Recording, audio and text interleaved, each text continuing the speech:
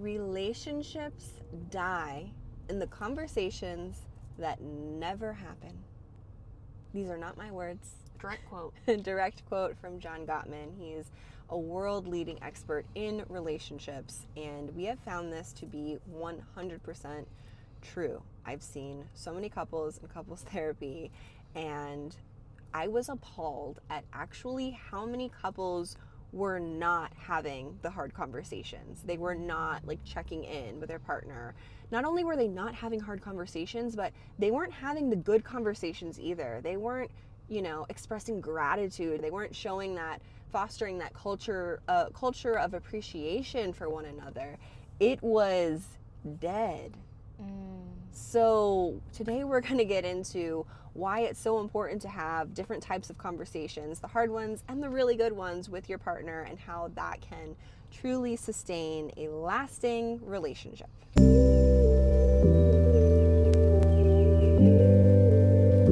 you're new here, my name is Jessy. My name is B. And welcome to our channel. We help heal women from the inside out through breath work, energy work, and conscious coaching. So if that sounds like a good fit for you, go ahead and hit that subscribe button below. And if you're returning, welcome back. This one's a good one, like if you're in a relationship currently, or if you're single, and eventually you're going to get into a relationship. Also, we're talking about romantic partnerships, but I feel like this could work for any intimate relationship. Mom, daughter, friends, co-workers. It really could apply to any relationship. And check-ins are so crucial. It's something I feel like I've done in previous relationships. It wasn't always well received until I met V.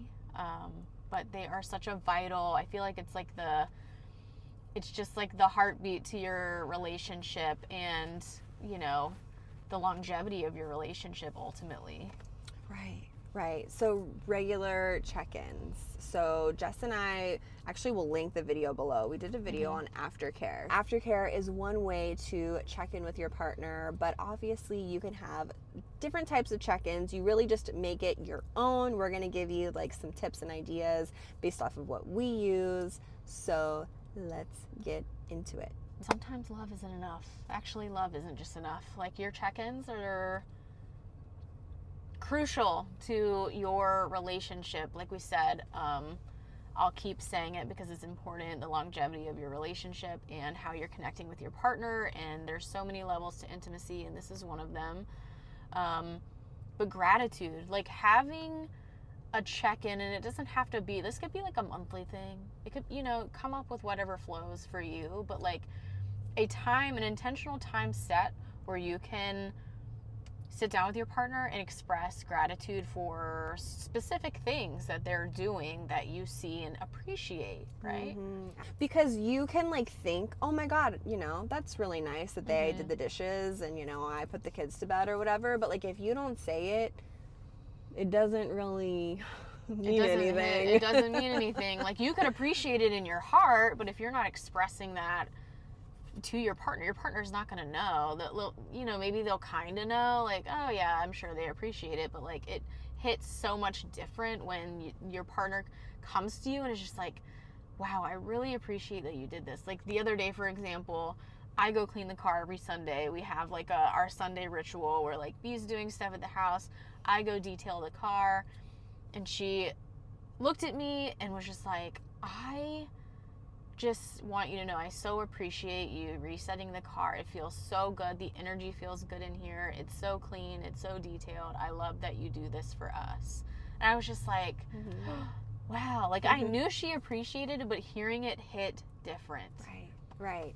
So even to do, I know Jess said monthly, but I would recommend a weekly, just to like stay on the same page. And also like something that I really love to implement is like, how can I support you in the next week? Like, what are 2 things that I can do to support you in the next week moving forward? Because we were just talking about this and like, we are like gonna get like really into cycle syncing soon. So, depending on what phase you're in is really like indicative of what your needs are that week. Our needs are ever changing, especially as women. You know, we're on a totally different cycle than men that are on that 24-hour cycle. You know, every day our stuff changes. So I love that. Like, what are 1 to 2 things that I can do to support you, you know, coming up in this next week? Right, and that helps your partner to not feel alone. Like, maybe they're kind of like keeping some things, you know, they don't want to stress you out. Like, oh, I'll take it all on. Like, I'm not going to put anything on you. But that gives them a chance to kind of like balance out the weight that they're carrying. Like, hey, you don't have to carry that alone. Like, I'm here to support you. I'm here to hold you. And yeah, we're going to power through this together because we're a team. Just being very real right now, like, we really were slacking with relationship check-ins for a little bit of time. And I realized, like, oh my God, I felt super alone. I felt very like isolated emotionally. I felt like I was carrying this huge weight of the world on my back. And oh my God, like, to open up and like check in with my partner and be like, oh wow, like, yeah, I need like a lot of emotional help right now. Like, I'm going through a really difficult time. By the way, we just had like this full moon. Like, is anyone else feeling this energy? Like, it's really intense. So I like needed extra support, and it felt so good to just verbalize that and to let my partner know, hey, yeah, like, I need your help. So this could be like a lot of relief that you're getting from these check-ins as well. Right. And like, I don't know everything that's going on unless she tells me, right? So it's so important to keep that line of communication open. And it also just made me feel more connected to her. Like, oh, you feel safe enough to come to me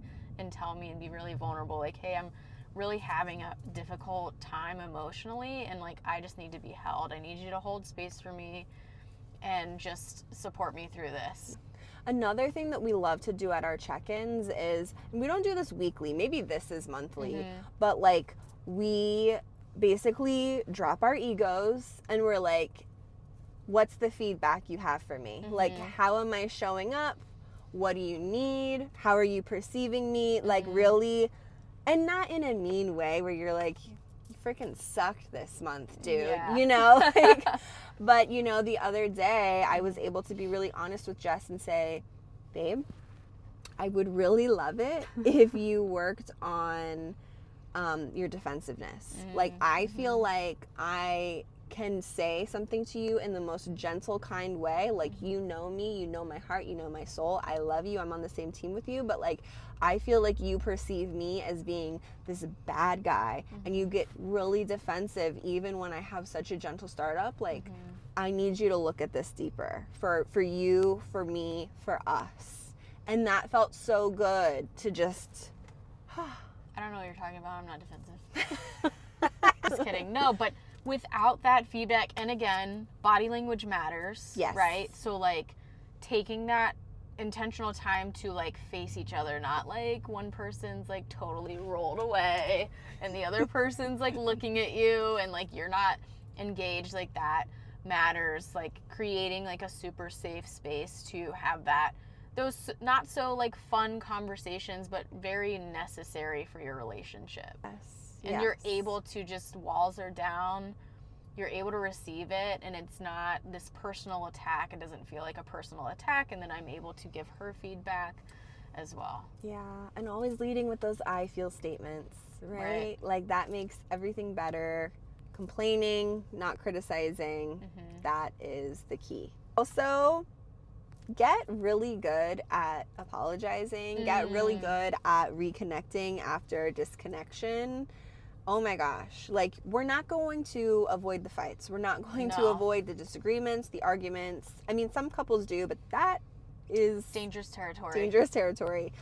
You can't really avoid that, but you can really determine and manage and control, like, how you make those repairs. That's everything, right? That's everything. And too, like, when you start implementing, maybe you're already doing it, maybe this is like a totally new concept for you wherever you're at, but the more that you implement these check-ins, whether like the monthly like complaint sessions, like gentle complaining, remember, and the gratitude, like the weekly gratitude and the weekly how can I support you the following week, you're cultivating so much more of an intimate connection with your partner when it comes to those times where you're disconnected and you're arguing or you're, you're having just a moment of disagreement, it's going to be so much easier to reconnect and realign with your partner and feel, less defensive. Walls are down. You're able to be more vulnerable. There's just like a deeper level of connection when you're continuously doing these check-ins. Absolutely. Remember, you're on the same team. It's you and your partner against the problem, not the other way around, not you two against each other. And the moment that you're feeling like you're on different teams, that is a moment to stop and reconfigure and come back together. Because remember, you love each other. Mm-hmm. But love isn't enough. So do the check-ins. Do make the repairs. The check-ins. That is your homework this week. And whatever time, dimension, space you're watching this in, that is your homework this week. Do a check-in with your partner. Let us know if you're doing those check-ins or if this is something that you'd like to implement. And also like this video, subscribe, take what you need, leave the rest, and go love yourself.